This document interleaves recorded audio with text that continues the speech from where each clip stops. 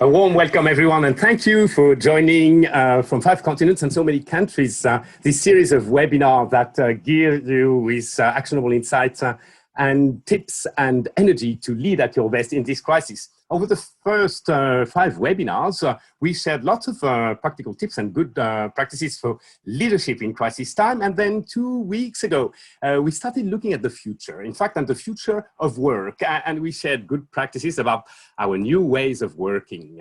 And today we are going to stay with the future and share good practices and tips to shape the best future for your company. And that's the topic of today: tips in strategic planning to rebound from the crisis and thrive beyond the crisis. Now, perhaps you've noticed the famous old 5-year strategic plan is coming back in trend. 10 years ago, it was there, but then 5 years ago, companies were starting to say, wow, 10 years is too much, 5 years is too much even, let's go 2 or 3 years as an horizon for the strategic plan. Now, well, I mean, last year, most companies were operating with a 1-year horizon, and then the crisis happened. Now, why is that 5-year longer-term strategic plan back in vogue? The reason is because crisis trigger long-lasting change, and that's where I want to share with you this slide from BCG, Boston Consulting Group, right? They a whole article about this that you can download by clicking on BCG at the bottom of the screen when you get the slide deck at the end of the program today. Yeah, they've identified that the Second World War triggered the entrance of women in the workforce, most important. Then the SARS pandemic crisis led to a huge increase in e-commerce. And then 9/11, closer to us, right, led to stricter aviation security rules, in fact, right? Now, next, let's see what is changing. And that's McKinsey showing that most leaders they surveyed expect large-scale changes within their organization. And it's really interesting to see not what they expect to change, but what's not yet changing. And that's where you look at the right side of the graph, and you can see so far not much is changing in terms of their approach to partnerships and broader ecosystem, product or service portfolio, and corporate purpose. And so a question is that wise, or do they have to do better? Because when we work on strategy, of course, we've got to take a distance and forecast the future, right? And it seems like product and service portfolio, partnerships, broader ecosystem, and corporate purpose are really, really important. So let's take this further, but not before defining what strategy is, of course, right? And it's very simple. A strategy is an action plan to reach a particular goal. As simple as that. It's a Greek word. That's what it means. I did not define a good strategy. I define a strategy, right?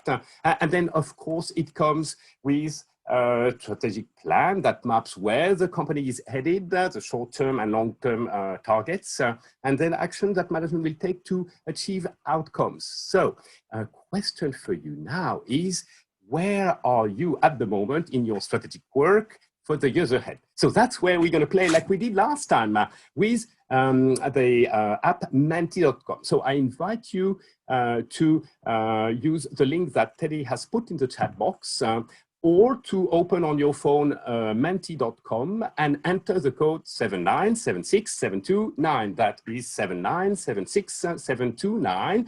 And the first question will offer you a choice. Where are you now in your strategic work for the future? Lost in the jungle, no sense of direction yet?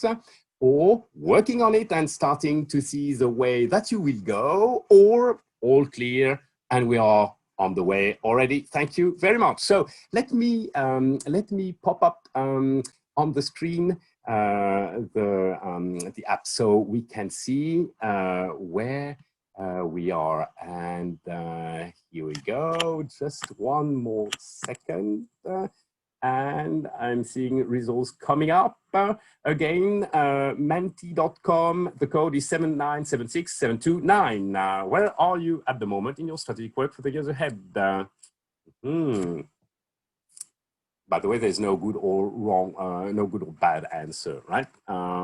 It's all about what you're going to do next, yeah? And today's webinar is going to help. Hey, with this, we've got a few of you playing already. Let me take you to the next question. And the next question is, at this moment, what's difficult about crafting your strategy? And that's where we build a world cloud all together. At this moment, what is difficult about crafting your strategy?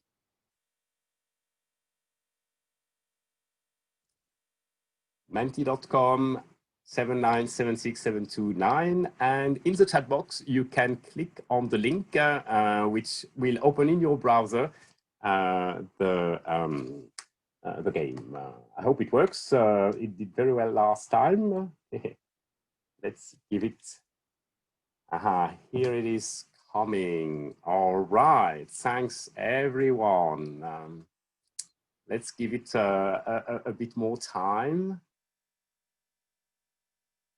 And by the way, after the webinar, I will copy those results, right, and send them to you by tomorrow in 24 hours, actually. So you'll get the results of your hard work. Hey, so what's coming up? It seems uncertainty is really big, right? Direction, lack of visibility, lockdown, seeing the forest for the trees. What is my target? Competing opinions, customer behavior, execution, changes, complexity, understanding the group desires, travel restriction, changing in the game rules, right? Well, thanks very, very much. Uncertainty is the big one, right? And then execution is getting better. Economy is a challenge. Leadership, no visibility. Thank you so very much. Again, we're going to preciously keep that and send it your way tomorrow. Now, I'd love to move just a bit further with you and to that most to that most interesting part of our webinar today, the guest speaker interview. And today I have great joy and a big privilege to welcome on the program Miss April Srivikorn, who is Google Cloud Country Manager for Vietnam, Thailand, and Malaysia. April previously served as the Head of Industry, Banking and Financial Services, Tech, Telco, and Conglomerates for Google Thailand, and she also took the position by interim of the Country Manager for Google in Thailand. Earlier on, April was the Chief Strategy Officer and an Executive Vice President for Central Pata. That's very, very big and very well known Thai very, very large retail developer managing 30 shopping centers, big malls, right? 7 office buildings and hotels. April started her career with McKinsey in Thailand, and she holds an MBA from Stanford University Graduate School of Business. April, thank you so very, very, very much for making some of your precious time today with us. A warm welcome to the program. April, we're so very grateful. It's a privilege and an honor to have you on the show. And thank you so much for the kind introduction, and it's lovely being here. Thank you so much for inviting me. My pleasure, April. We're all grateful. And I wanted to ask April, perhaps, first of all, we're talking about strategic planning here, but is this really the moment to work on long-term strategy when kind of all of our time can be taken by many, many excruciating problems we have on hands, you know? You know, that's a good question. And I think my response would be absolutely. I think it's important, especially in times like these, for us as leaders to keep our teams focused on the right priorities for the longer term. But you all might ask, how do you do that when the context around us is so dynamic? And you may feel like I do that, look, we can't even see 3 months, 6 months ahead, much less be able to put together, you know, what what the rolling 3-year plan should be like. You know, so what I tell executives that I work with is that, you know, the importance of establishing the North Star for what we do and how we get there as a team. I've seen, you know, surveys that say like 56% of executives say that managing shifting priorities is the top challenge for them they're facing with COVID-19, right? So you have to continually reassess all of the moving parts, and tools and planning help, but they help to some extent. What I think is really important, I believe, is to establish a sense of purpose. And this is the constant that will guide your team as the North Star that I mentioned. So take a look at Google. It's the same here. Our mission, which is universal in what we do and focus on in terms of our work, is to organize the world's information and make it easily accessible to everyone. This for us is the what. Then when you look at our values, right, which we call the 3 respects, respect the user, respect the opportunity, respect each other, that reflects the how of how we do things and how we work with others. So strategies itself may change, action plans may change, the products we focus on may change, but the mission of what we do and how we do it remains the constant. So in times like these, when the North Star for your company, your division, your team's part in it is clear, you are then able to give your team the flexibility to figure out which path to take, to try out new processes and business models. So rather than guiding them on specific set strategies, there may be different ways that they can be creative in getting to the eventual outcome. And I personally believe if everyone is aligned on the purpose, you can trust and support your team to prioritize what they do accordingly. Yeah, wow. Thanks very much so much for the importance of the North Star, right? And for the passion you bring in establishing it, April. Thanks very much. And you touched on COVID-19 and another question. What lessons can we derive from this COVID-19 crisis to perhaps enhance the quality of how we work going forward, April? You know, what I hear a lot that's been talked about is resilience, right? So we talk about the importance of resilience as a key leadership quality in challenging times like these. But I think the important question is to ask whether we've designed and managed to allow for resilience to happen, right? So the way I think about it on a practical level, it's necessary to build buffers into your schedule to allow you to handle the peaks and the troughs of your work. So I took a look at my schedule a couple months ago at the starting phase of COVID. On that particular day, it was packed end to end, and I had these, you know, back-to-back 30-minute meetings. I was halfway through the day. I was already exhausted. So I knew that I needed to reprioritize. I needed to cross some things off my list to do the other ones better, right? But I couldn't find an empty 30-minute slot to schedule for myself to do that prioritization exercise, to be able to, you know, cross things off. So I realized that I didn't build myself the buffers needed to allow me to be able to operate with agility, so to speak. So I think on a very actionable level, right, give yourself enough thinking time, the time to reorient and pivot as necessary, right? If you are not able to elevate to see the bigger picture and reprioritize constantly for yourself, it's very difficult for you to help guide your team in doing the same, right? So in a way, just like how you put the oxygen mask on yourself first in the plane before helping others, it's important to remember to take care of yourself first so that you can be your best self for the team. Another thing I'd like to say also is that think of this as an opportunity to reset things. Everything's changing within COVID anyways, right? So feel free to question if we need to keep everything the same as it's always been. So it's a time to be intentional in what we do. If to avoid, you know, spending all day, every day on VC meetings. If you're like me, it sometimes feels that the real work only starts at 5 p.m. Once you're done with all of your meetings, then you can get to actually like producing work.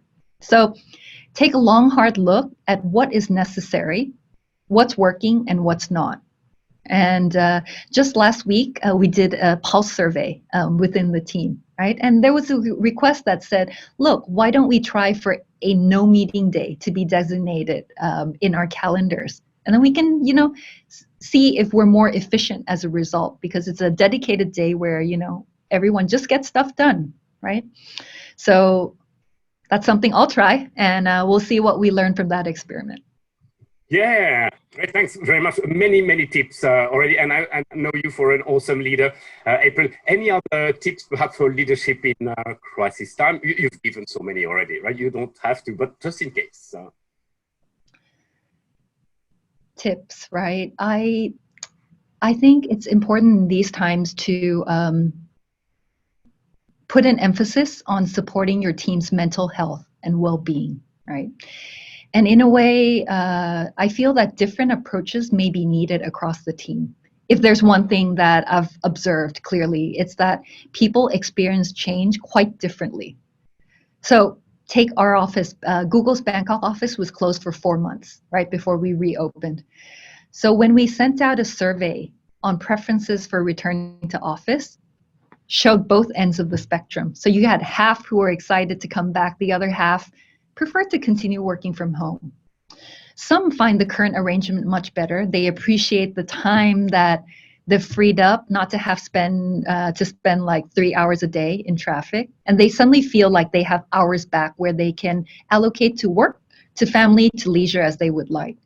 Then you've got others in different circumstances. They thrive in having the office environment where they can focus better, work collaboratively with their colleagues. Their home environment might actually make it difficult for them to concentrate with the distractions. And then there are others who relish their travel time in the past in the car, because for them it was reflection time, focus, restoration time. And personally, I'm very productive on the plane, right? When you're really shut off, no Wi-Fi, with my noise canceling Bose headphones on. I do my best work sometimes. So when you realize that there is a difference in how well someone is coping, right? When they're single, living in a 30 square meter condo on their own versus someone who has the support of their extended family in a family compound, so that it can really impact their sense of well-being. So as leaders, I think it's important that we can't assume that we know, or we can extrapolate like how people are coping through change, right? So make sure that we regularly reach out, listen, support, your different team members on the way they need to be supported. Be flexible in your approach and how things get done, right? As a leader, it's important to be visible, open, to be approachable, right? And share, be vulnerable to share some of the challenges that you're facing through and some things that you've discovered along the way, right? And your team will pick up on those cues, and they'll start sharing and learning from each other as well, right? Look out for those who may be struggling in particular, because I think people don't necessarily disclose, that they're struggling, right? So it's important to look for sometimes those small behavior changes over time, right? If you pay attention, particularly situations that are more at risk, right? So we have a lot of Nooglers or new Googlers who are joining, right? And these people are joining for the culture of Google and the collaborative nature of how we work. And imagine from day one, they're joining, everything is remote, and they've never met a single other person in the office, right? How do we best help support them through changes like that? So some of my team are, taking the initiative of doing like smaller group chats between themselves that are not work related, but really to create that support network in a smaller breakout so that they can stay connected throughout the day and share their own work from home experiences. We have weekly virtual coffee sessions that we do for the Bangkok office, where each person takes turns hosting with a topic of the week for discussion. So last week was, if you could pick one superpower for yourself, what would it be? The week before, it was what would be your spirit animal, and you actually learn a lot about your colleagues, and it, it's a stand-in for not having the opportunity to do these coffee sessions in reality. So I'll just like to close off by saying, a tip is just that do what you can to support your teams, to help them stay connected with each other. Very critical in times like these. Thank you. Thank you so very much, April. You offered so many tips.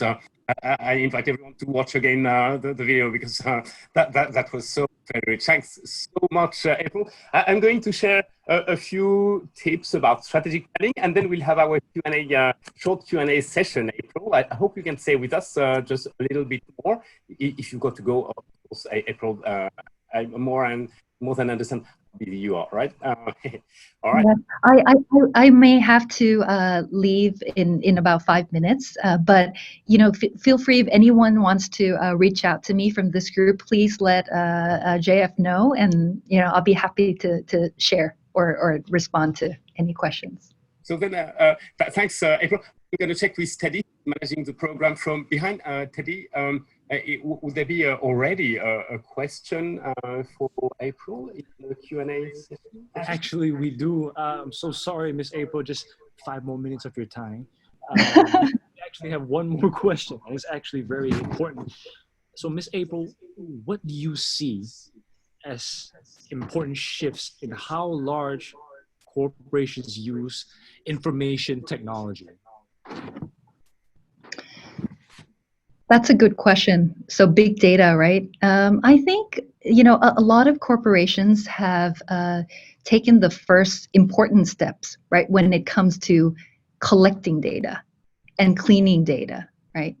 But what I've observed in companies that really take it through to the next step really well, right, which is the step of being able to leverage that data, utilize that data to really inform decisions that management make, is, I think, the agility.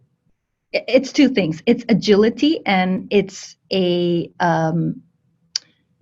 hypothesis-based approach, right? Because the reason is you can get really stuck in trying to prep your data and make sure you've collected and amassed every cut that might be useful, right? But then you don't really take the next leap into really testing and iterating, what data management actually needs, or what analysis you really need to that would make a difference in how you make decisions, right? So it's very important to, I think about the use case that would be most impactful for your business, and design around that, right? And don't worry about, big data as a whole, but actually what you need to feed into that analysis and to trial it out.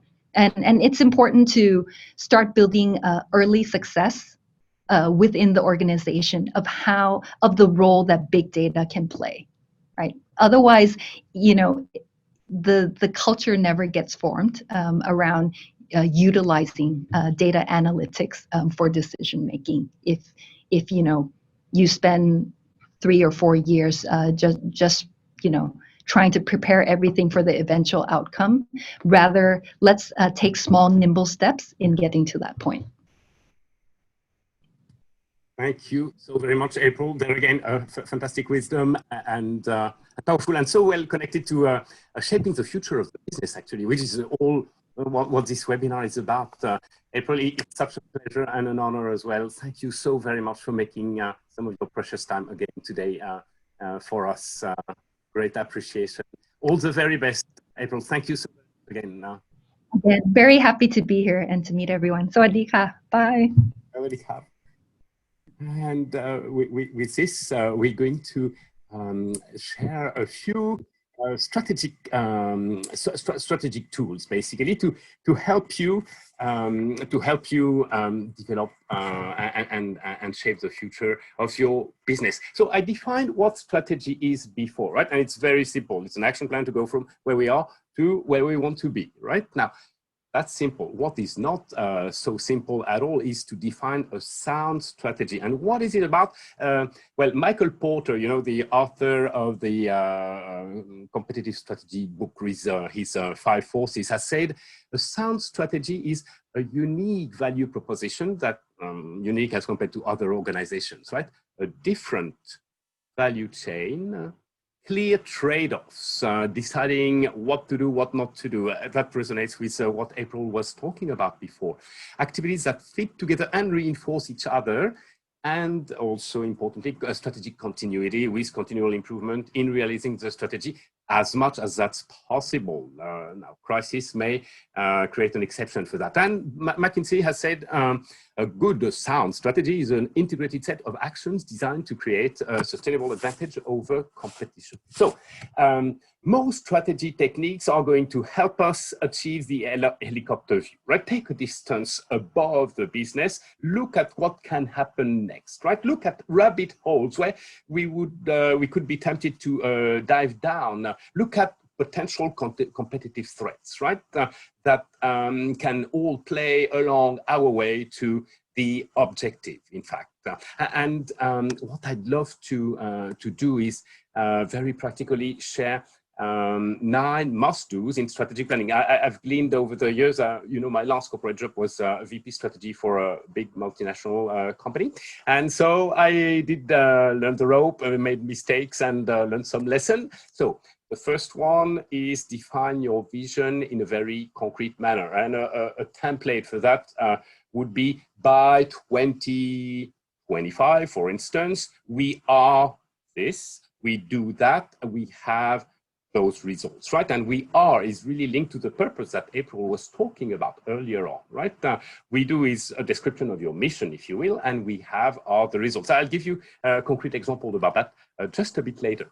Now, that first vision you have, right, is all tentative because then you've got to do a lot more work to see if it will hold its promises, in fact, right? So then you enter into the most difficult part of strategic planning, which is the assessment of the environment and its evolution. Assessment of the environment today, fairly easy, right? But what matters is its evolution, because we're going to talk about long-term journey here, right?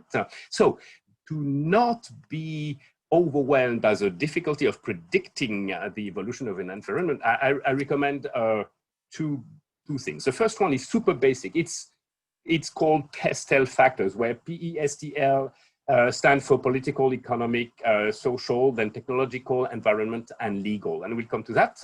It's just a basic list of things you have to look at because they may have an influence on the environment and its evolution over the duration of your strategic exercise. Yeah, so it's very basic, but it's a good reminder because sometimes we have a blind spot. We forget to think about that particular area of the economy or the politics that could influence positively or negatively our course ahead. Now, something to really pay attention to is technological changes, in fact, right? I've just put on that page an article of McKinsey that I found interesting, and I thought perhaps you'd like to read it as well. Predicting the evolution of clients' behaviors are also very important. And there again, I've put for your further reading an article of BCG I found very insightful. It's dated back from April 2020. Right now, something that I'd love to invite you to play with is a free resource. It's crowdsourced 4 sites, and you can just access this by clicking on this link that Teddy is copying in the chat box at the very moment. Right, so then you arrive to that page, right? And the focus at the moment is making sense of the world and responding to the question, how will the world change after COVID-19? So on that website, you're going to have plenty of insights about the evolution of the environment. So when you go down that page and you click on read more here, then you see that introduction, and then you access to what they call their radar. So that is their radar, in fact, and you can see different topics here: city self-sufficiency, or health monitoring spaces, or COVID-19 and mental health, hidden exercise, telepresence, remote work, and those in green, like leadership crisis here, are signals on the radar that are strengthening. Those in gray, hidden exercise, are just down to a weak signal. And then weakening are those in blue, such as retail stores, offshoring, or dirty clothes. Wild cards are complex ones. So let's take the example of a complex one, a super complex one, where they play with factors that may influence a potential collapse of the world economy. So let's click on this, right? And on that page, you're going to see a very long text that is going to aggregate some thoughts, some analysis from various thinkers in the industry, in academia, about the theme, what are the risks of a real collapse of the world economy, right? And you can play with this. So when you do your environment analysis, I recommend you give a chance to that tool, right, to enrich your thinking. When you've done that, then of course you've got to be crystal clear about what are your real core competencies, your competitive advantages, right? And that's a moment where you need to be brutally honest, obviously. And then comes the moment to do that SWOT analysis against a vision. Let me explain a bit more how to do it right. So that's where I come back with the vision. We have by 2025, for example. So, to give you a concrete idea of a good SWOT, right? A good SWOT is anchored to a clear vision. For example, let's say you want to run the marathon of New York City in 2022.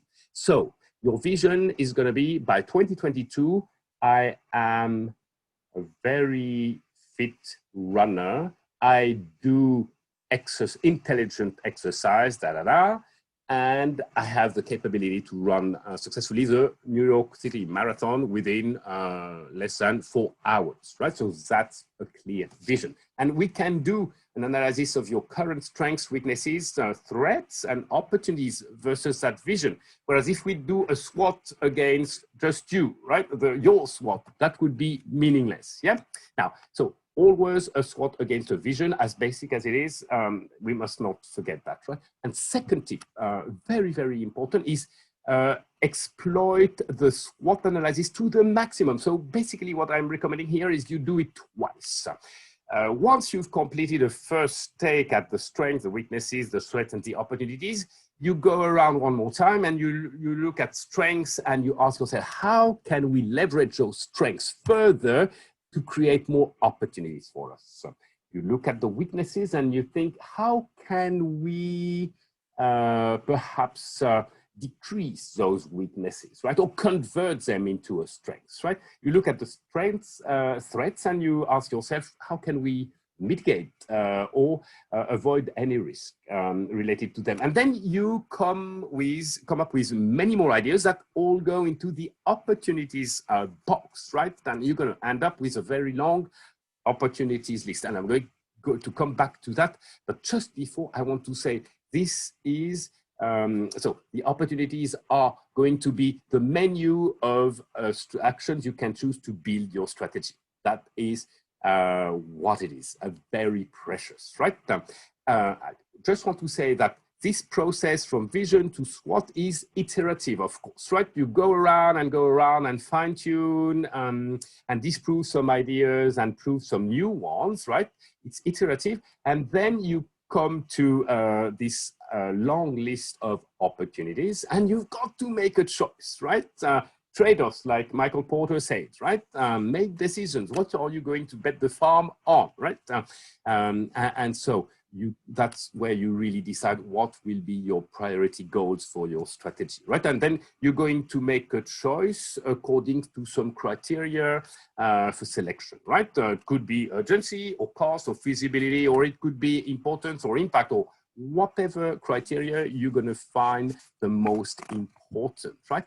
And so then you come with that list of selected opportunities, which are constituting your strategy, your action plan to go from where you are to where you want to be over the evolving environment that you've taken great care to describe. Of course, you can't do a perfect prediction, right? And we're going to come back to that in 2 minutes. Just before, I would like to say you've got more work to do to do the strategic planning well. The next one is to make sure there is a fit between your strategy and the priorities of the group if you belong to a group of companies, right? Like Google belongs to Alphabet Holding, right?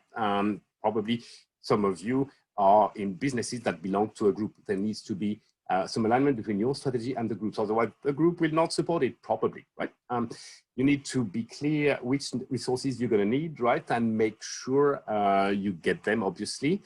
You need to have, obviously, a business plan, translate into monies and cents what the strategy is about. And then finally, do a sensitivity analysis, right? Which really is about choosing some variables in the business plan and playing with them to see best case, worst case, pink case, gray scenario, right? And have a sense about the robustness of your strategy on these different scenarios, right? So one thing I want to say is two major pitfalls in strategic planning from my experience, right? The first one is when at a subsidiary level, there is lack of fit with the group's long-term direction, organizational capabilities, or internal support system, right? So be careful about that. And the second one, even worse actually, and so very common, it's lack of anticipation of competitors' response.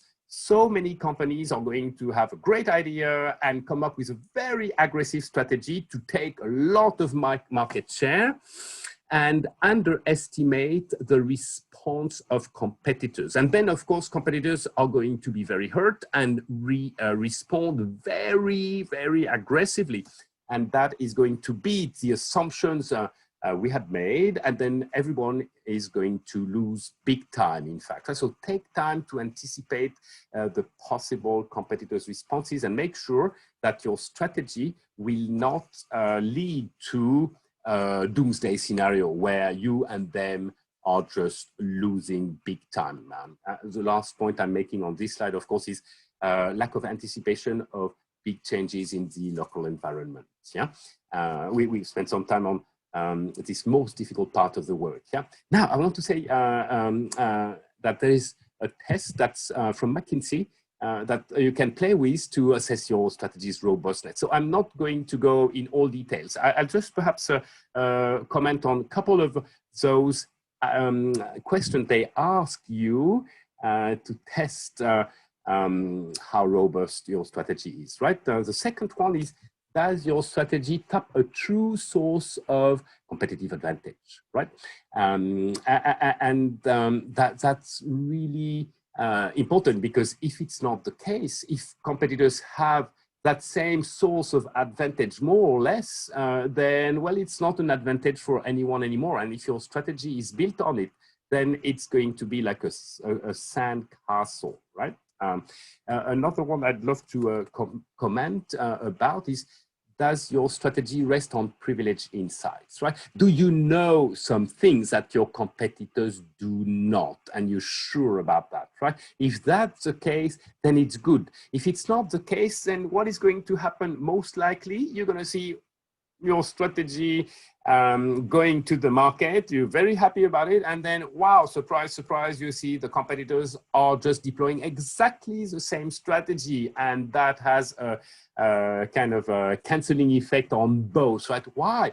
Because they worked out their strategy with exactly the same inside that you and them thought were privileged, were their own, right? And they and you were thinking the other guys did not do that, right? So that's a major vulnerability. Make sure you work with privileged insights if you want to have a true competitive difference advantage and a differentiated value proposition. Yeah.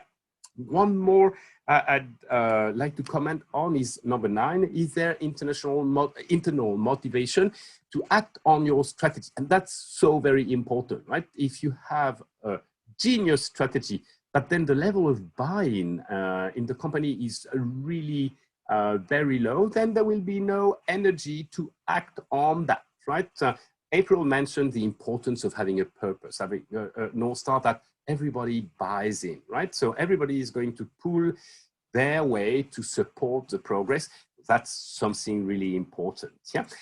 On the article, on the link at the bottom, you can reach, you can read an article from McKinsey that details a lot more about this, and I thought it would be useful that you have a look. All right, and I'm going to end this good practices sharing part with a note of hope, and I'll tell you why it's important. And the message here is: be prepared if uncertainty dissipates sooner than expected. When we played the word cloud, and uncertainty was the big word you chose, right? Uncertainty may actually dissipate sooner than we think. The latest studies we have here from McKinsey, dated from yesterday, actually just got it in my email this morning. They found that in nearly every region, respondents have a more optimistic than pessimistic outlook for their own economies. And you remember my second guest on the program was Vidyadhar from India in the automotive industry. And I had the chance of a casual chat with Vidyadhar the other day, and he was telling me the economy actually was doing fairly well despite the challenges of COVID, right? And the automotive industry was doing quite well, actually very well given the circumstances, right?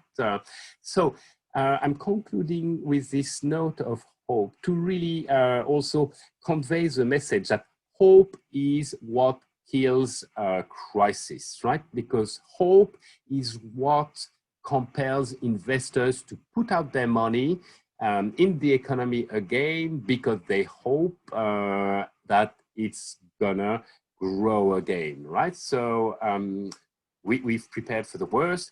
We don't want to disregard a rather pink scenario where uncertainty would dissipate sooner than we think. On the next 3 pages, I added 3 tools that are so common in strategy. I thought they have to be in the slide deck for you, right? I will not comment on them. One is a famous 5 forces model of Michael Porter, right? That helps you really look at forces at play in the field of business where you operate.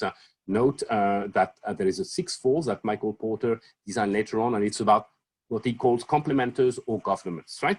The second one is also very famous. It's the Ansoff matrix. And the third one I particularly appreciate is a General Electric McKinsey 9-cell matrix, pitching industry attractiveness versus business strengths, right? So I invite you to take a look at this. And I'll conclude with these words of wisdom from George Bernard Shaw, right? And you say, why? And he says, I dream things that never were. And I say, why not? And with this, I really want to show you something that was dreamed by Steve Jobs when he made his return to Apple and took Apple to the greatest heights ever, right? That is what small video he designed in his garage, the story. Here's to the crazy ones, the misfits, the rebels, the troublemakers, the round pegs in the square holes, the ones who see things differently. They're not fond of rules, and they have no respect for the status quo. You can quote them, disagree with them, glorify or vilify them. About the only thing you can't do is ignore them, because they change things. They push the human race forward. While some may see them as the crazy ones, we see genius. Because the people who are crazy enough to think they can change the world are the ones who do.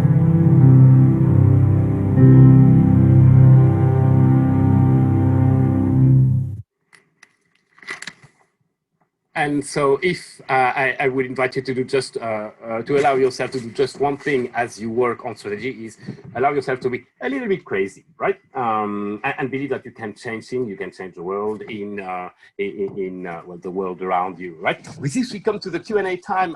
We had already the joy to have April answer brilliantly a question. Teddy, do we have another question? Hi, Jean-Francois. Yes, we do have one question for you. Yeah. So the question is, if we are working mostly remotely, with which tips would you recommend we start with?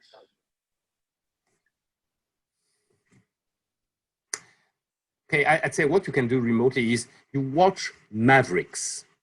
So Mavericks are those usually smaller players than perhaps your big companies, right? They are very agile, very innovative, risk takers, and they look for your clients' dissatisfaction. They look for gaps in your value proposition. They look for new technologies to leverage in your field, right? And they are small, and from wherever you are, you can have a look at that. I encourage you do that, right?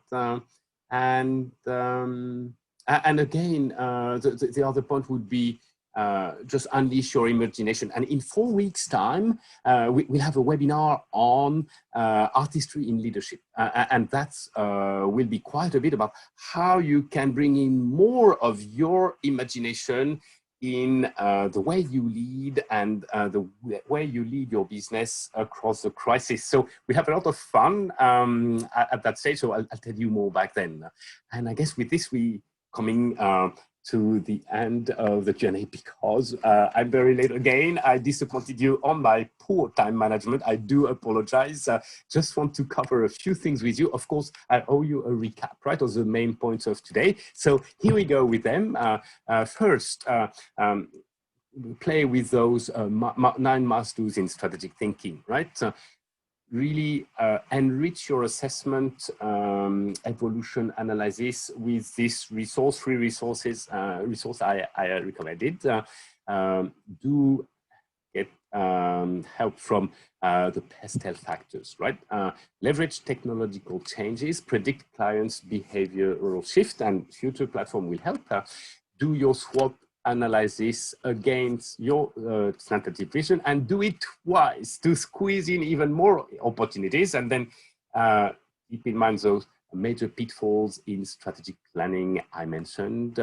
Do test your strategy, and on a note of hope, be prepared if uncertainty dissipates sooner than expected. With this, I'd love to say for those of you who are in Bangkok, you can join the very special TechSource Global Summit 2020. It's a worldwide summit, mostly for tech companies, but actually they do have workshops in Bangkok. Bangkok is, for this time around, the center of their nervous system, and I'll have the pleasure to talk twice, actually, about the topic partner with your artistic mind to reinvent your way forward as a business leader. Very fun stuff, a bit deep and entertaining. I'm hoping that is next week for those of you who are in Bangkok. Next, in 2 weeks' time, I'll have the joy and the privilege to have an extraordinary leader on the program. That's Mr. Gary Lim, the General Manager of Technip FNC Thailand, an extraordinary leader, like I mentioned. We'll talk about how you can boost the performance of your team members. And then in 4 weeks from now, we will embrace a very high level, very rich and very deep, all at the same time topic, and that's reinventing your leadership with your artistic mind in crisis time, you will see it's a fantastic idea. That would be a lot of fun. And with this, we come to the e-gifts I've prepared for you, right? You can download them as you get the slide deck, which perhaps, Teddy, you shared already? Yeah, it's in the chat box, right? You can download the slide decks already. You can also register to the 2 previous webinars right away. It's all in the chat box. So, yeah. I've selected for you an article of BCG, Boston Consulting Group, on emerging strategy lessons from COVID-19. Very interesting.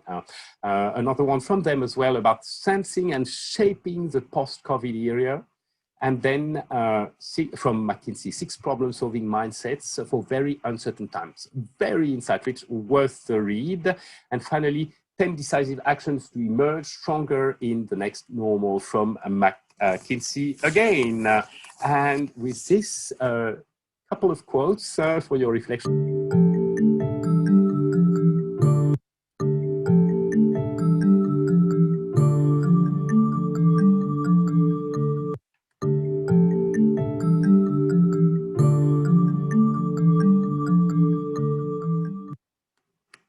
And just before you get the reward of a really good stretching exercise with Jonathan, I want to thank you once again for your loyalty to the program. By all means, let us know your feedback and any question. We're there to help.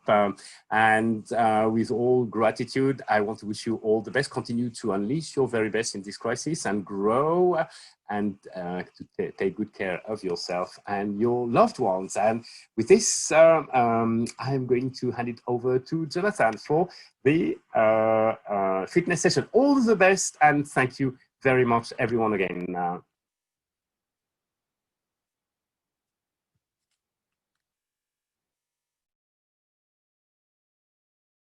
Hello, everybody. Welcome to the 7th episode of our series, How to Reduce the Negative Impact of Office Syndrome. During the previous video, I've presented you some stretching exercises, and now it's time to present you some strengthening exercises. Let's jump to the first one. All right, for this exercise, the only thing you need is a wall. So you will lean back against this wall, make sure your heels are in contact with the wall, your hips, your shoulders, and your hands. Make sure the back of your head also touches the wall. You're going to try to stretch your spinal column. You're going to close the jaw, and you're going to try to reduce the space between the chin and the chest as much as you can, like that. And you're going to hold the position for 30 seconds to 1 minute. So you may experience some pain, soreness right here. It's totally normal because we engage what we call the deep cervical flexors right here. And these muscles are responsible to bring the chin back in this position. Okay? I hope you enjoyed this little video. See you in the next video for the following one.